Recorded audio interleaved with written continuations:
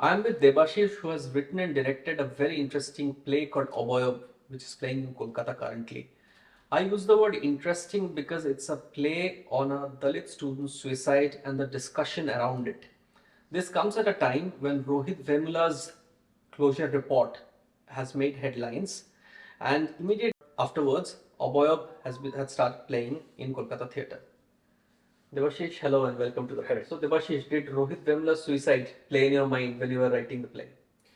Well, actually, it was not just Rohit Vemula. It was also the death of Chuni Kotak. Of course, um when the entire incident of Rohit Vemula happened, I was not having the level of maturity to understand the gravity of it. But eventually, when I was, see, I'm a second generation learner who has come to this city with a very narrow dream of either getting into an IIT or medical sphere. But after that, theatre happened to me incidentally. And because of theatre, I got into this harrowing questions about self-identity, which in a way I could say that created this old head on young shoulders, which is more about existence identity. And being a Dalit, as Ambedkar said, that it's a multifaceted monster, right? You turn any form of oppression, you are going to reach this cause. So then the cause of Rohit Vemula, the cause of Rohit Vemula and also the death of Shuni Kotal, who happens to be the first graduate from the Kotal clan of West Bengal, a very impoverished and very backward caste in West Bengal, especially a state which holds this long-held political myth that West Bengal is a casteless state. Everything started, uh, everything started a whirlpool in my mind in sense that it has created a sort of anxiety, a sort of fear in me that I don't want to end up like Rohit Vemula. Being a Dalit, I don't want to end up like Rohit Vemula. Today that I am a UGC NET JRF scholar and I know that what struggles my family has been through to put me in this place, what struggles I have been through, changing this entire course of education that I was pursuing from an economics honors, then exploring into theatre to find myself. That is a luxury. That is especially a luxury. That is uh, in the given framework of our society. That is not for everybody, right? And now when I'm here, I don't want to end up hopeless that my fellowship should, and that too after. Given the fact that I'm dealing with such a sensitive topic. So I don't want to end up like Rohit Vemula. That was also a fear. And everything boiled up and I thought that I need to address this. And that is the time when nobody was addressing this. The theatre that I was watching especially, the limited knowledge about theatre I had, I never saw anybody addressing this. And I thought that, okay, my theatre should address this, the theatre I am trying to do. So yes, that played as an impetus. So both Chuni Kotal and Rohit Vemula's Yes, suicides. yes. Okay.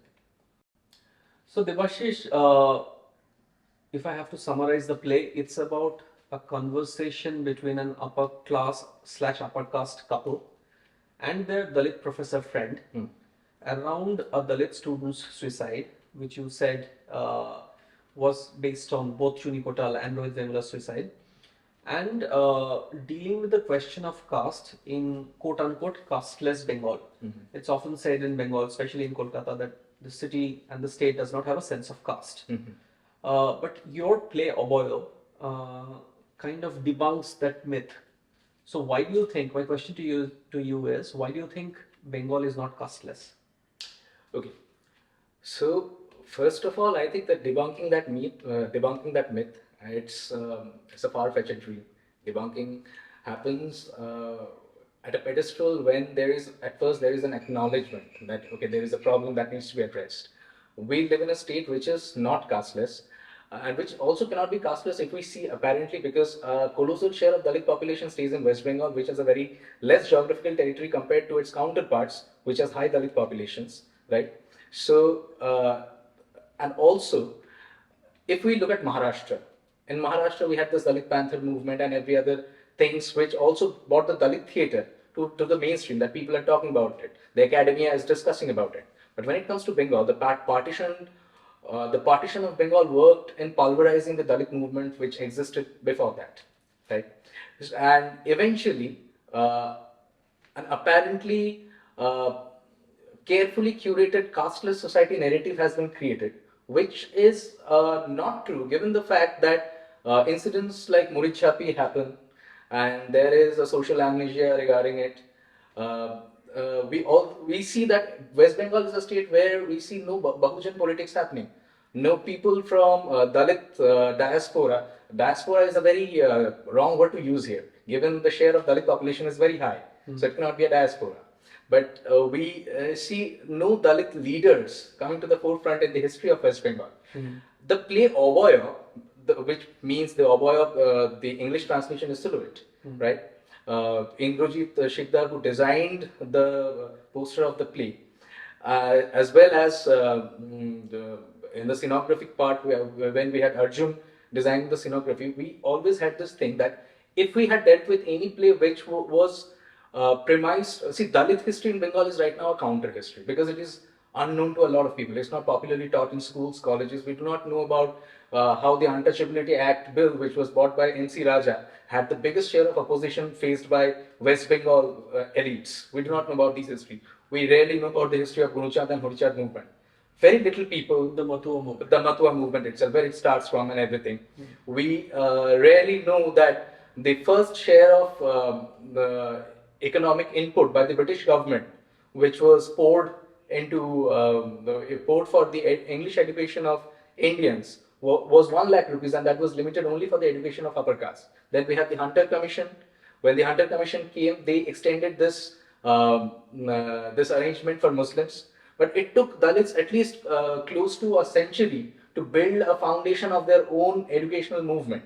When Guru Chand Thakur and Mahatma Bhegai Halder, people like them, they started their own schools for the Namashudras, for the Dalits, and in fact, Jogendranath Mundul, who happens to be the first law minister of Bangladesh itself, Pakistan. Yes, East Pakistan, now Bangladesh. Jogendranath Mundal was basically educated from Mahatma Bhegai Halder schools. We really know about this counter history. So when we were dealing about this counter history, we knew that we cannot make the scenographic part of it apparently like any other play of West Bengal, any other political play of West Bengal. We have to address this scenographically, the historical amnesia, and in this part we used a lot of documents. And people, why would people believe us if we say that there exists a counter history of Dalits? So we used a lot of research papers, we used a lot of documents in the scenographic part of it to acknowledge the fact. Oboyo is a Dalit play, in a manner of speaking. What is the Dalit theatre scene in West Bengal currently? Well, if you actually say that Oboyo is a Dalit play, I cannot completely agree to it always, because one has to define what a Dalit play is. For me, a Dalit play is for the Dalits, of the Dalits, and by the Dalits. Oboyo, if you say it's by a Dalit playwright, yes, I happen to be a Dalit playwright. It is, but it cannot be addressed for the bigger Dalit population, which is still impoverished and which is still uneducated to a lot of extent, because it deals with very strong facts, and it talks about a world which is not theirs, which a lot of the population did not have the share to be in. The Chobirani Mondol, the character of the housemaid that we have in this play, this Chobirani Mondos, the actual subalterns, they do not come to theatres. We capitalize in our mainstream theatre. We capitalize about their lives. We sell our tickets. We get our news reviews and what else. But these people stay in the gloom, in the darkness, and they never come to our theatres. They never flock into our theatres, or we barely see them doing theatres. As a matter of fact, even if they do theatre, we either call these alternative theatres or applied theatres, but they do not merge into this entire discourse of theatre. Having said that, Dalit theatre, a theatre about the marginalized, the theatre itself is a marginalized concept. The Dalit theatre is a marginalized concept in West Bengal itself. When we read about the history of Bengali theatre, we read about the Nabanatya Andolon, the Gananatya Andolon, the IPTA, and the new theatre movement, theatre of roots and whatnot.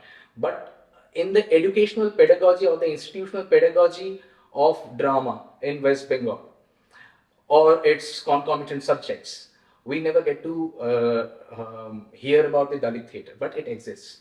It has been existing since 70s or even more than that. There have been playwrights like Purna Chandra Das, popularly known as Raju Das, Harshavardhan Chaudhary, late Harshavardhan Chaudhary, Shamudra Biswas, and many others who have been writing particularly about the Dalit issues and Dalit politics of West Bengal.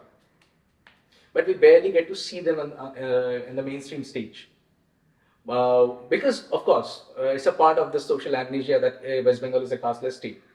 Um, Again, as I said earlier, that there was a Dalit Panther movement in Maharashtra, and for the play that conduced Dalit theatre coming into the mainstream fold for Maharashtra. But when it comes to Bengal, the partition worked in completely pulverizing and ebbing this Dalit mobilization or Dalit politics of Bengal. So, Dalit theatre is also marginalized when it comes to Bengal because it is rarely being discussed in the academia. When we talk about Dalitness, when we assert the word Dalit or caste politics is a very performative word because it varies from time to time and place to place. The way caste politics works out in West Bengal, the same similarly is not going to work out in Maharashtra or Tamil Nadu, right? So, denial of existence of caste is a big thing, is a prevalent thing in West Bengal. Now that people are discussing about it, lately people are discussing about it, mainstream media to an extent is discussing about it. Now it is coming in the forefront. But in a situation, when I'm talking about 70s or 80s, when there was this absolute denial of relevance of caste in West Bengal politics, at that time when the Dalit playwrights were trying to say their things, when Dalit playwrights were moving into the villages and doing their plays, it was amounting to banging their heads against a brick wall, against brick walls. You see, because we rarely know about Dalit theatre existing in Bengal, but there are, if we search about it, there are more than 3,000 or 4,000 plays written in Dalit theatre. But again, when one addresses Dalit theatre in Bengal, usually there is a misconception that incorporation of folk forms or folk idiom on Bengali stage is often confused with Dalit theatre. No, we cannot confuse it with Dalit theatre because that is a ritualistic idiom which is related to the Dalit lives. But that doesn't talk about the current politics of Dalit lives or the current predicament of Dalit people. There is a theatre that exists, but we rarely talk about it. Debashish, we are bang in the middle of national elections. Tell me, is the Bengali Dalit politically well represented? I'll go back to an instance to answer this question. So, when there was this first census of the first national census during the British rule, right? The Dalits of Bengal, they tried their best to be included as Hindus. Okay. Back then. And apparently, the upper caste, irrespective of any prevalent political colors, they resisted this. And it was a time when there was this Jolachal movement and everything. And after Ambedkar talked about the separate electorates, there was an attempt to make Bengali Dalits into Hindus. They were being taught scriptures, they were being taught a lot of other things, right? We fast forward to a time when the entire post-independence, when this Dalit question of Dalit political, the question of Dalit political mobilization or consolidation got completely washed away after the independence, coming to a time when we are quite gala about this idea of a classless society, and yet we see that Politburo, as I mentioned in my play, the Politburos being flooded with upper caste representatives. So what has happened, if I give a nomenclature to it, it will be like class washing of caste. Okay. In Bengal, a lot of class washing of caste has happened. Till today, if we look into it, the Dalits who are still fighting for um, citizenship, right? The Dalits who are losing their Aadhaar card links and whatnot, and they don't know where they will be tomorrow. If we look at this in a historical continuum, that they have been refugees since the time of independence, and they still don't know where they stand right now. Then, and as I also mentioned in my plea, the representative of Dalits in the parliament is less than 5%. this entire fiasco can be only dealt with after there is two representatives of Dalits in the parliament. More and more Dalits uh, reach the parliament, make their own decision, make the decisions for their own welfare. Until and unless there is this quasi master and follower status of upper caste rulers, in sense, if that is not politically correct. I'm a theatrical person, so I might use theatrics in that regard. So, until and unless the subaltern cannot actually speak for himself, herself, and themselves, this problem is going to prevail, I believe. Okay. Thank you, Debashish.